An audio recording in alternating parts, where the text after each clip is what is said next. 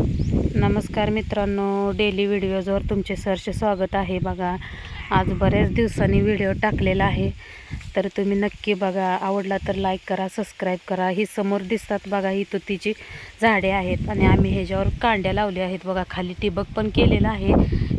शेळी पालन करत असाल तर तुती तुम्ही अवश्य लावा. आणि तुतीच्या कांड्यामध्ये खूप प्रोटीन असतं आणि आमच्या शेळ्या खूप आवडीने खातात आणि आम्ही शेळ्यांसाठी तुती कट करून टाकतो. इकडे बघा, अजून पण तुतीची झाडे आहेत, लावलेले आहे. बघा किती छान झाडे आहेत, मस्त अशी. आणि हा बघा, आम्ही लसूण लावला होता.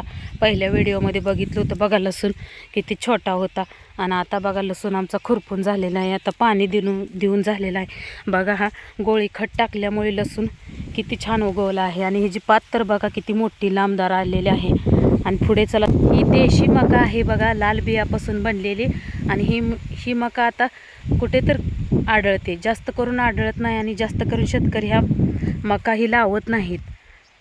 आता भरपूर बिया असलेल्या बाजारात रासायनिक प्रक्रिया केलेल्या त्याच मका वापरतात, पण ही आमची मका नैसर्गिक आहे. मकाचं कणीस लाल असते, ती मका लावतो, कारण शेळ्यांना ही मका खूप आवडते आणि शेळ्या हे मका खूप आवडीने खातात. आणि पुढे बघा, समोर पालक लावलेला आहे, मेथी लावलेला आहे. असं आमचं काय जास्त क्षेत्र नाही, अर्धा एकर क्षेत्र आहे, त्याच्यामध्येच आम्ही हे एवढंच लसूण, मेथी, पालक लावलेला आहे. तुम्हाला जर आमचे नवनवीन व्हिडिओ बघायला आवडतात तर तुम्ही नक्की आमच्या चॅनलला विजिट द्या आणि लाईक करा आणि सबस्क्राईब करा. आणि हे आम्ही शेळ्यांसाठी कडवळ लावलं होतं आणि तुम्ही पण नक्की ट्राय करा.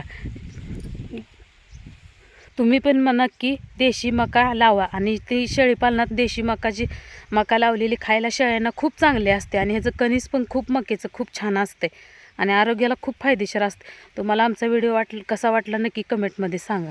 नंतर भेटू, बाय.